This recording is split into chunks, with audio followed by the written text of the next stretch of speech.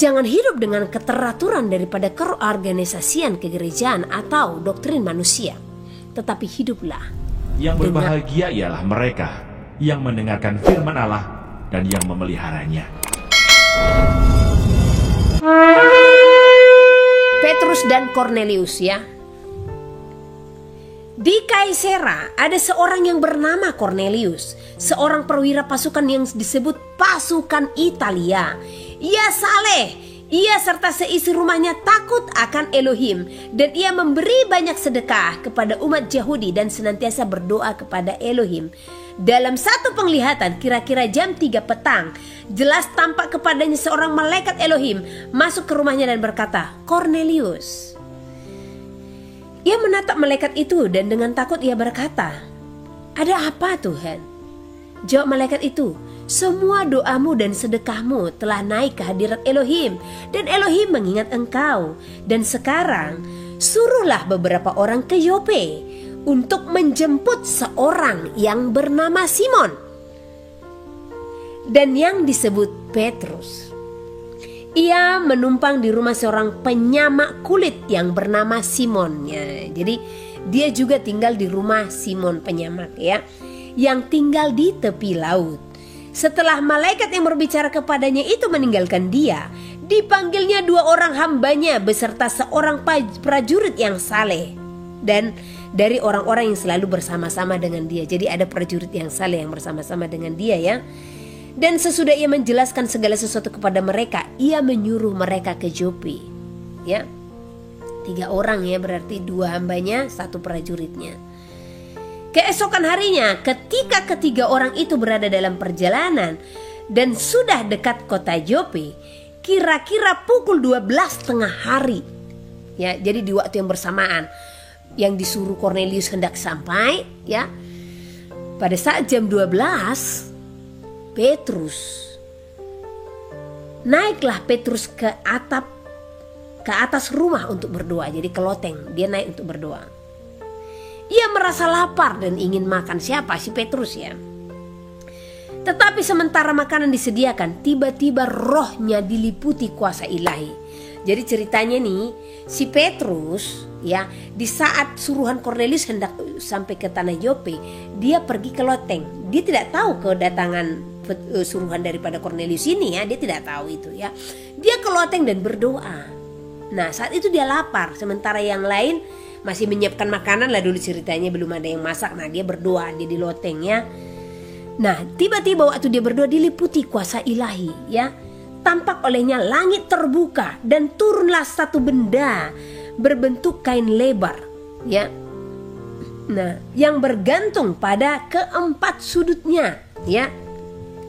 Nah, yang diturunkan ke tanah. Nah, ini seperti kain lah dulu, ini segi 4 ya. Jadi ujungnya ini terhubung ke langit ya. Nah, dan di dalamnya terdapat pelbagai jenis binatang berkaki 4. Jadi bayangkan tadi kain yang diturunkan itu, jadi yang turun ke tanah itu dilihat oleh dia ya. Di dalamnya terdapat apa? Di dalamnya terdapat pelbagai jenis binatang berkaki 4, binatang menjalar dan burung. Ya, jadi di dalam kain itu yang dilihat oleh Paulus itu ada binatang-binatang haram. Ya. Nah, kemudian kedengaranlah olehnya suatu suara yang berkata, "Bangunlah, hai Petrus, sembelihlah dan makanlah." Siapa di sini? Ya. Siapa? Oh, nggak ada suara ini. Noel.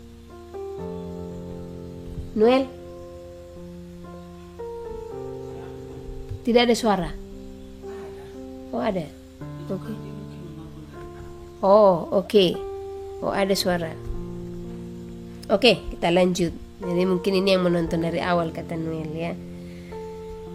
Kita lanjut di ayat yang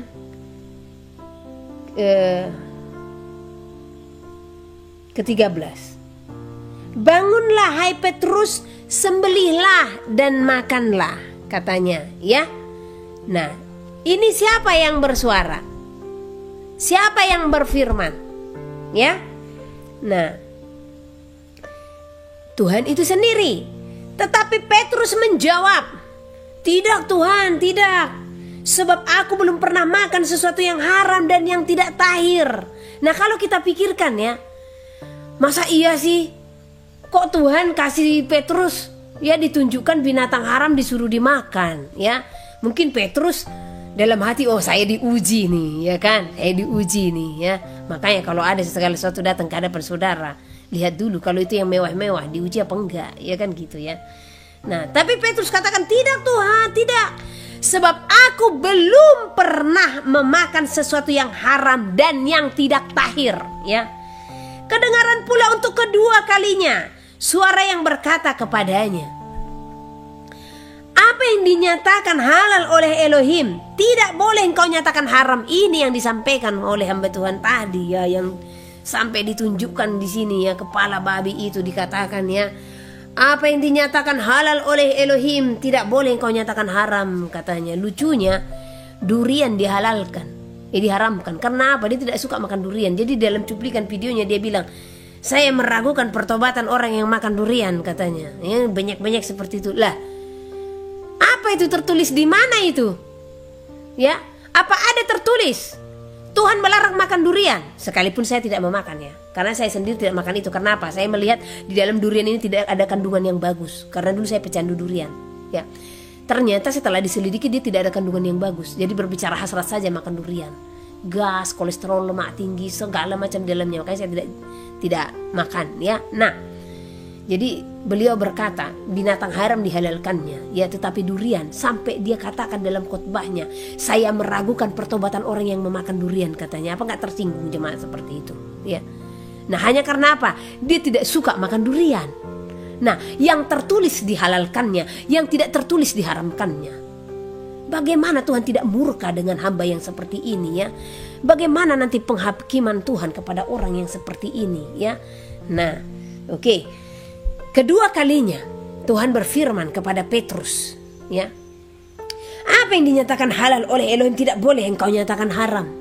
Nah, jadi seolah-olah lebih menekankan lagi binatang haram ini ya. Nah, seolah-olah di ayat ini Tuhan sudah halalkan, benar? Itu seolah-olah, ya. Nah, ayat ke-16. Hal ini terjadi sampai 3 kali, dan segera sesudah itu terangkatlah benda itu ke langit. Yang menjadi pertanyaan, ya, apakah Petrus memakannya? Apakah pada akhirnya setelah 3 kali Petrus memutuskan, "Ya, saya makan Tuhan"? Apakah? Tidak. Kita lihat ayat 17. Petrus bertanya-tanya di dalam hatinya, apa kiranya arti penglihatan yang telah dilihatnya itu? Ya, titik dulu, sampai di situ dulu. Ya, sebenarnya ini ayat yang harus dipahami. Ayat 17a itu kunci. Ya, kunci dari cerita ini. Bukan berarti Tuhan menghalalkan kita makan binatang haram. Ya, pertama pertanyaan saya tadi, apakah Petrus memakannya? Tidak. Kenapa tidak dimakannya? Ya, Tuhan sudah suruh. 1. Karena itu berbicara penglihatan, bukan apa yang dilihat. Ya, beda ya, bukan apa yang dilihat secara mata jasmani. Itu adalah penglihatan yang hanya diperlihatkan dengan mata rohani.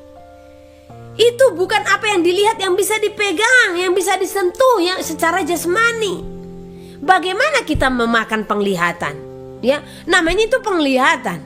Makanya dikatakan Petrus bertanya-tanya dalam hati, apa kiranya arti daripada penglihatan itu? Ya. Jadi ingat, itu penglihatan ya, yang memiliki arti. Nah, jadi dia bertanya-tanya, loh kok Tuhan suruh sih saya makan binatang haram ini? Apa sih arti daripada penglihatan ini? Kan gitu kira-kira. Bukan berarti langsung ditelan mentah-mentah saja. Makanya kalau saudara punya penglihatan, punya mimpi ya, berdoa, tanya Elohim, apa arti penglihatan itu? Apa arti mimpi itu? Kalau saudara tidak punya karunia untuk menafsirkan ya. Nah, maka minta hamba yang lain, ya. Minta hamba yang lain untuk apa? Untuk menafsirkannya. Kalau ada seseorang yang Tuhan pakai untuk menafsirkan, jangan kamu sendiri menafsirkan sendiri kalau kamu tidak dikaruniakan akan hal itu. Karena ini kebanyakan daripada anak-anak Tuhan ya, saya dapat penglihatan begini, langsung ceritakan saya bagus. Jadi sehingga bisa salah arti ya. Banyak penglihatan yang sama mimpi yang ditafsirkan salah dan berbeda. Nah, jadi sama seperti ini. Apakah itu ditafsirkan secara nyata sehingga Petrus pun harus memakan binatang haram? Tidak, ya. Jadi dia bertanya-tanya dalam hati, kira-kira seperti ini, apa sih artinya? Kok Tuhan kasih aku penglihatan binatang haram dan disuruh ku sembelih dan ku makan? Ya, padahal jelas firman Tuhan tidak boleh makan binatang haram. Nah, satu contoh, ini saya diberi contoh oleh Roh Kudus itu sendiri untuk mengajar kepada saudara. Satu contoh, saya datang kepada Ibu Rostiar Huta Barat, ya. Ibu Rostiar ini ibu yang sangat setia ini. Nah, di saat saya dalam penglihatan saya datang kepada Ibu Rostiar, terus saya tampari wajahnya, pak. Saya datang aja, saya tampari, ya. Kemudian, ya, dia bertobat. Itu dalam penglihatan saya. Nah, coba kalau sekiranya beneran saya datang kepada Ibu Rostiar, saya tampar Ibu Rostiar, bertobat enggak Ibu? Pasti tidak, ya. Yang ada apa? Bermusuhan kita itu, ya. Begitu juga dengan Elohim dan Petrus. Kalau sekiranya Petrus memakan binatang haram itu beneran dia memakan, oh selesai si Petrus itu, ya selesai. Saya katakan selesai karena dia melanggar firman Tuhan, penghakiman yang akan terjadi padanya. Ya, saya pun akan dihukum. Mungkin Ibu Rostiar akan laporkan saya ke polisi, ya kan, penganiayaan di rumah saya. Gitu kira-kira, ya. Nah, akhirnya saya berdoa kepada Tuhan. Tuhan, apa sih arti penglihatan itu? Kok saya datang kepada Ibu Rostiar gitu ya, dan saya tampari dia, ya, tapi dia bertobat dan Tuhan memberi saya hikmat. Saya akhirnya datang ke rumah Ibu Rostiar, ya. Saya bawa firman Tuhan, ya. Saya sampaikan, ampunilah sesamamu manusia, karena jikalau engkau tidak mengampuni kesalahan-kesalahan sesamamu, maka Elohim pun tidak mengampuni kesalahan-kesalahanmu. Ibu Rostiar pun tertampar dengan firman ini, kemudian bertobat. Jadi yang menampar dia apa? Firman, bukan saya. Nah, demikian juga Petrus. Apa arti binatang haram yang Tuhan tunjukkan itu tadi? Ya. Nah, kita akan baca berikutnya, ya. Sementara itu telah sampai di muka pintu orang-orang yang disuruh Kornelius yang berusaha mengetahui di mana rumah Simon. Jadi waktu Petrus bertanya-tanya dalam hati, apa sih arti penglihatan ini Tuhan? Nah, hambanya si Kornelius dengan prajurit yang disuruhnya sudah sampai di depan pintu, ya. Nah, mereka memanggil seorang dan bertanya, apakah Simon yang disebut Petrus menumpang di rumah ini, ya. Dan ketika Petrus sedang berpikir tentang penglihatan itu, masih berpikir dia apa ya kira-kira penglihatan itu, ya. Berkatalah Roh kepadanya, ada 3 orang mencari engkau, bangunlah. Jadi masih di loteng dia. Waktu yang disuruh Kornelius sampai di rumah itu, dia masih di loteng, dia masih berpikir-pikir, aduh cemananya apa arti penglihatan ini, gitu ya kan. Nah, waktu dia berpikir, datang Roh berbicara kepadanya, bangunlah, turunlah ke bawah, berangkatlah bersama-sama berangkat dengan mereka. Jangan bimbang, sebab aku yang menyuruh mereka kemari, kata Tuhan. Kenapa Tuhan katakan jangan bimbang? Karena pada akhirnya nanti Petrus akan kaget. Kalian siapa? Oh, ternyata tahu kalau mereka dari bangsa Itali. Lah, saya garis keras, kira-kira seperti itu. Tetapi Tuhan telah terlebih dahulu mengatakan kepada Petrus, jangan bimbang, ya. Lalu turunlah Petrus ke bawah dan berkata kepada orang-orang itu, akulah yang kamu cari, apakah maksud kedatangan kamu? Jawab mereka, Kornelius, seorang perwira yang tulus hati dan takut akan Elohim, dan yang telah terkenal baik di antara seluruh bangsa Yahudi, telah menerima pernyataan Elohim dengan perantaran seorang malaikat kudus, supaya ia mengundang engkau ke rumahnya dan mendengarkan apa yang akan kau katakan. Ia mempersilahkan mereka untuk bermalam di situ. Jadi masih bermalam ya si hamba Cornelius ini. Keesokan harinya ia bangun dan berangkat bersama-sama dengan mereka, dan beberapa saudara dari Jope menyertai dia. Dan pada hari berikutnya sampailah mereka di Kaisera. Cornelius sedang menantikan mereka, dan ia telah memanggil sanak saudaranya dan sahabat-sahabatnya berkumpul. Jadi kalau hamba Tuhan datang ke tempat saudara ya, kumpulkan sanak saudara ya dan sahabat-sahabat ya. Ketika Petrus masuk, datanglah Cornelius menyambutnya, dan sambil tersungkur di depan kakinya ia menyembah Petrus. Tetapi Petrus menegakkan dia, katanya, bangunlah, aku hanya manusia biasa saja ya. Jadi kita adalah manusia biasa saja ya. Jangan pernah merasa ada perbedaan, aku hamba Tuhan ya, aku pendeta, aku gembala, aku rasul, aku nabi, segala macam. No ya. Karena Petrus yang Tuhan percayakan sebagai penggembalaan ya, dia pun berkata, bangunlah, aku hanya manusia biasa saja. Aku hanya manusia saja. Dan sambil bercakap-cakap, itu artinya apa? Hanya Tuhan, kepada Tuhan kita pantas untuk berlutut. Dan sambil bercakap-cakap dengan dia, ia masuk dan mendapati banyak orang sedang berkumpul. Heranlah si Petrus ya kan. Banyak banget ini bangsa non-Yahudi ini yang berkumpul, kira-kira seperti itu ya. Ia berkata kepada mereka, ini kunci ayat 28 ini ya. Nah, kamu tahu betapa kerasnya larangan bagi seorang Yahudi untuk bergaul dengan orang-orang yang bukan Yahudi atau masuk ke rumah mereka. Tetapi Elohim telah menunjukkan kepadaku, kata Petrus, bahwa aku tidak boleh menyebut orang najis atau tidak tahir. Itulah sebabnya aku tidak berkeberatan ketika aku dipanggil lalu datang kemari. Sekarang aku ingin tahu apa sebabnya kamu memanggil aku. Ya. Jadi di sini Petrus sudah tahu apa arti penglihatannya itu. Ya. Nah, apa yang Tuhan katakan? Apa yang dinyatakan halal oleh Elohim tidak boleh engkau nyatakan haram. Waktu Tuhan, ini ceritanya Tuhan Yosua sudah bangkit, sudah naik ke sorga. Ya, itu ceritanya. Nah, Tuhan Yosua datang di dalam Efesus 2 ayat 15 itu untuk mempersatukan keduanya, antara kaum Yahudi dengan non-Yahudi. Jadi supaya tidak ada lagi perseteruan, tidak ada lagi perbedaan. Jadi Tuhan mau Petrus juga tidak membeda-bedakan mereka. Tidak hanya orang Yahudi saja yang dilayaninya, tetapi non-Yahudi juga ya, yang mereka anggap najis atau tidak tahir. Makanya dikatakan bagi bangsa Yahudi ya, keras hukumnya bagi bangsa di luar Yahudi. Bagi mereka bangsa di luar Yahudi itu najis atau tidak tahir.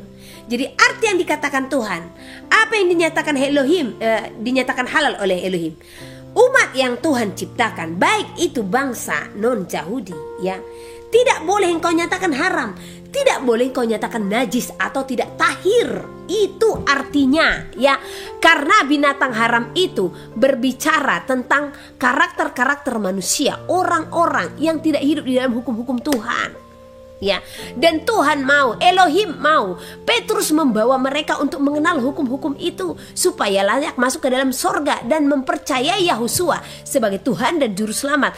Tuhan mau Petrus tidak memandang bulu ya, tidak membeda-bedakan ya. Jawab Cornelius, 4 hari yang lalu kira-kira pada waktu yang sama seperti sekarang, yaitu jam 3 petang, aku sedang berdoa di rumah. Tiba-tiba ada seorang berdiri di depanku, pakaiannya berkilau-kilau, dan ia berkata, Cornelius, doamu telah didengarkan Elohim dan sedekahmu telah diingatkan di hadapannya. Suruhlah orang ke Jope untuk menjemput Simon yang disebut Petrus ya. Jadi Cornelius pun, sekalipun dia bukan bangsa Yahudi, tetapi dikenal Yahudi sebagai orang yang soleh. Karena ada juga orang di luar Yahudi ya, yang benar-benar baik ya. Ia sedang menumpang di rumah Simon seorang penyamak kulit yang tinggal di tepi laut. Karena itu segera kusuruh orang kepadamu, kata Kornelius, dan dengan senang hati engkau telah datang, sedangkan kami semua sudah hadir di sini di hadapan Elohim untuk mendengarkan apa yang ditugaskan Elohim kepadamu. Jadi mereka rela dibentuk, diajar, dididik, ya. Lalu mulailah Petrus berbicara, katanya, sesungguhnya aku ini ayat kunci juga, ya. Apa arti apa yang dinyatakan halal oleh Elohim tidak boleh kita nyatakan haram. Nah, sesungguhnya aku telah mengerti bahwa Elohim tidak membedakan orang, ya. Setiap orang dari bangsa manapun yang takut akan Dia dan mengamalkan kebenaran berkenan kepadanya. Itulah firman yang Ia suruh sampaikan kepada orang-orang Israel, yaitu firman yang memberikan damai sejahtera oleh Yahusua Mashiach yang adalah Tuhan dari semua orang. Ya, nanti saudara bisa baca juga di bawah kelanjutannya. Jadi itu arti daripada ayat itu, ya, supaya kita juga tidak membeda-bedakan orang. Mau itu dia tidak kenal Tuhan sama sekali, jangan kita beda-bedakan. Mau dia pendosa, jangan kita katakan najis atau tidak tahir, karena biar bagaimanapun Tuhan mengasihi mereka. Ya, jadi siapapun dari negeri manapun layak untuk masuk ke dalam sorga, asalkan mereka hidup berpaut dan berpadanan dengan Tuhan. Haleluya. Nah, demikian tentang binatang haram, sesi yang sebenarnya sesi pertama ini, ya. Yang tadi malam itu sebenarnya ini yang mau saya sampaikan. Jadi nanti saya mau kasih ganti judul. Yang ini yang sesi pertama. Kemarin itu kan pesannya itu. Nah, kalau saudara renungkan video tadi malam, makanya saya tidak hapus, ya, walaupun terputus saya tidak hapus. Tuhan berpesan di sana, ya, penting untuk kita ketahui, ya. Jadi nanti saya akan lanjut lagi, ya, dari 1 Timotius yang dikatakan, ya, mereka melarang orang kawin mengawinkan, makan makanan yang diciptakan. Nah, nanti saya akan jelaskan, dan ayat-ayat yang lain masih banyak yang mereka pakai untuk menghalalkan binatang haram, ya. Jadi tetap setia di dalam channel ini supaya saudara berpengertian, karena saya sudah berjanji dan berkata sama Tuhan, ya, sebelum 2025, ya, kelima hal ini sudah harus saya tuntaskan kepada saudara. 5 hal yang sudah terhilang itu, yaitu tentang nama, tentang sabat, tentang binatang haram, tentang present worship, dan tentang panggilan atau karunia-karunia roh, ya. Kelima hal ini harus ada di dalam gerejanya Tuhan, ya. Jadi yang satu dilakukan, yang lain jangan diabaikan. Karena kita melihat, ya, gereja-gereja ada yang melakukan A tidak melakukan B, ada yang melakukan B tidak melakukan C, ada yang melakukan C tidak melakukan D, dan seterusnya. Jadi yang mana yang membawa kita kepada keselamatan? Saya pernah berkata kepada saudara, aliran gereja ini mereka present worship karunia roh kuat, tetapi mereka tidak menguduskan sabat dan tidak dan mereka memakan binatang haram, ya.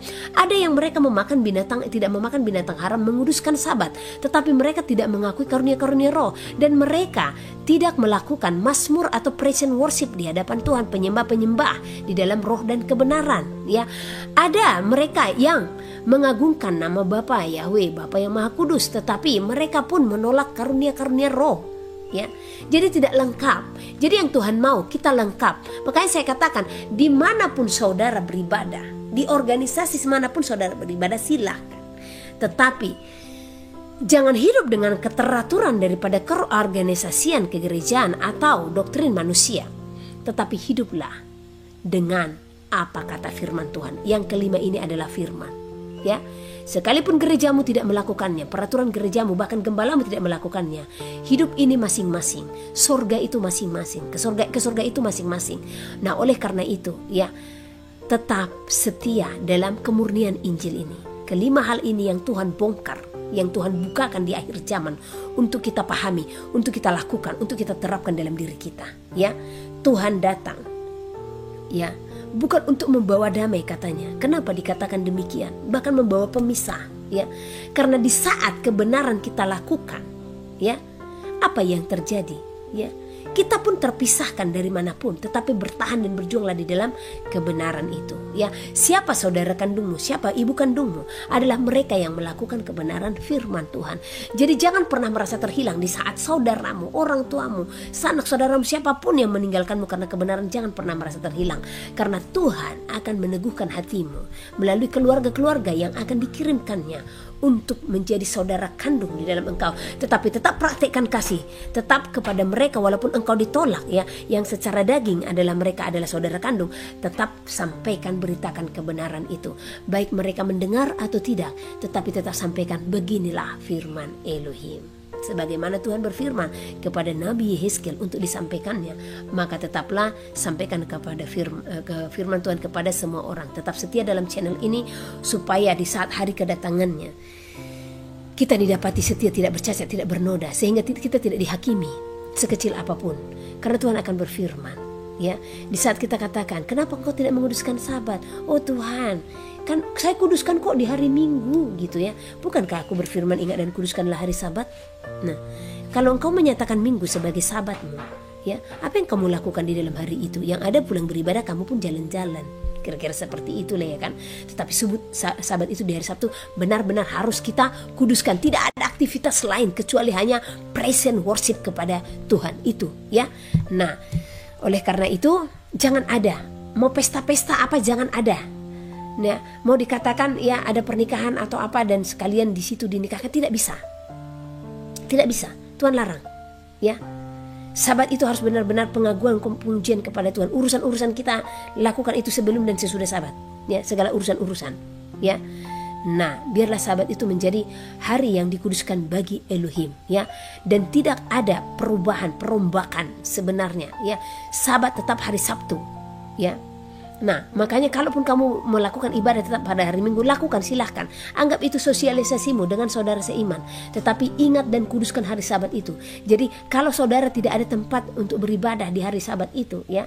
Nah, atau satu kelompok untuk bersekutu di hari Sabat itu, lakukan sendiri di rumah atau bersama anak-anakmu. Kalau suamimu belum mau, lakukan ya. Anak-anakmu belum mau, kalau memang mereka masih kecil-kecil, kamu kan bisa punya otoritas. Kecuali mereka sudah dewasa, mereka tidak mau, ke surga itu masing-masing. Mereka sudah cukup dewasa untuk menentukan imannya ya. Nah, jadi jangan hal terkecil kita tidak tahan uji. Supaya kita tahan uji untuk hal yang lebih besar, harus tahan. Sefanya pasal 3. Hukuman atas Yerusalem. Celakalah si pemberontak dan si cemar, hai kota yang penuh penindasan. Ia tidak mau mendengarkan teguran siapapun dan tidak mempedulikan kecaman. Kepada Tuhan ia tidak percaya dan kepada Allahnya ia tidak menghadap. Para pemukanya di tengah-tengahnya adalah singa yang mengaum. Para hakimnya adalah serigala pada waktu malam yang tidak meninggalkan apapun sampai pagi hari. Para nabinya adalah orang-orang ceroboh dan pengkhianat. Para imamnya menajiskan apa yang kudus, memperkosa hukum Taurat. Tetapi Tuhan adil di tengah-tengahnya, tidak berbuat kelaliman. Pagi demi pagi, ia memberi hukumnya. Itu tidak pernah ketinggalan pada waktu fajar. Tetapi orang lalim tidak kenal malu. Yang berbahagia ialah mereka yang mendengarkan firman Allah dan yang memeliharanya.